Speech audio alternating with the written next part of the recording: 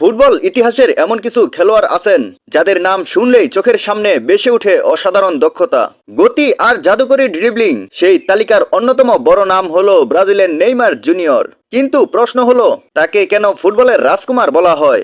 Neymar da Silva Santos junior জন্মগ্রহণ করেন 5 ফেব্রুয়ারি 1992 সালে ব্রাজিলের মুগিদাস ত্রুগেস, সাও পাওলো অঙ্গরাজ্যে। ছোটবেলা থেকেই ফুটবলের প্রতি ছিল তার অসাধারণ ভালোবাসা। তার বাবা নেইমার সিনিয়র নিজেও একজন ফুটবলার ছিলেন। তিনি ছেলের প্রতিভা চিনতে পেরে খুব অল্প বয়স থেকেই প্রশিক্ষণের ব্যবস্থা করেন।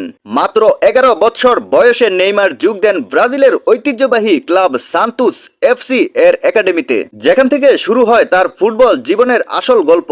দুর্দান্ত ড্রিবলিং, গতি, গোল করার দক্ষতা এবং সৃজনশীল খেলার জন্য খুব দ্রুতই তিনি বিশ্বজুড়ে পরিচিত হয়ে ওঠেন। তাহলে তাকে ফুটবলের রাজকুমার বলা হয় কেন? এর সবচেয়ে বড় কারণ হলো ব্রাজিলের কিংবদন্তি পেলে এর পর এমন প্রতিভাবান ও জনপ্রিয় আক্রমণ ভাগের খেলোয়াড় খুব কমই এসেছে। অনেকেই বিশ্বাস করতেন ভবিষ্যতে ব্রাজিলের ফুটবলের রাজত্ব এগিয়ে নিয়ে যাবেন নেইমার। তার অসাধারণ স্কিল, দর্শক মাতানোর দক্ষতা এবং বড় ম্যাচের পার্থক্য গড়ে দেওয়ার সামর্থ্য তাকে ফুটবলের রাজকুমার নাম এনে দেয়। কিন্তু এর প্রতিভা থাকা সত্ত্বেও নেইমারের সবচেয়ে বড় স্বপ্ন ব্রাজিলকে আবার বিশ্বকাপ জেতানো, অর্থাৎ হেক্সা মিশন এখনো পূরণ হয়নি। এর পেছনে অন্যতম বড় কারণ বারবার ছুটে পড়া। 2014 বিশ্বকাপে কোয়ার্টার ফাইনালে গুরুত্বপূর্ণ পিঠের ইনজুরির কারণে তিনি টুর্নামেন্ট থেকে ছিটকে যান। 2018 বিশ্বকাপের আগে চোট কাটিয়ে ফিরলেও পুরোপুরি ছন্দে ছিলেন না। 2022 বিশ্বকাপেও পুরোপুরি চোট তাকে ভুগিয়েছে।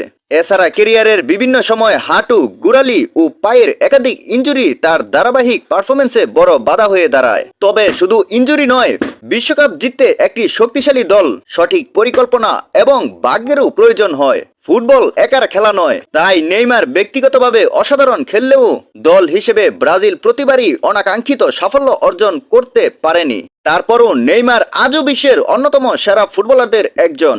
গোল, অ্যাসিস্ট, ড্রিবলিং এবং অসংখ্য স্মরণীয় মুহূর্ত দিয়ে তিনি কোটি কোটি ভক্তের হৃদয়ে নিজের জায়গা তৈরি করেছেন। এখন প্রশ্ন একটাই, নেইমার কি শেষ পর্যন্ত তার হেক্সা জয়ের স্বপ্ন পূরণ করতে পারবেন, নাকি ফুটবলের অন্যতম সেরা প্রতিভা হয়েও বিশ্বকাপ ট্রফি ছাড়াই ক্যারিয়ার শেষ করবেন?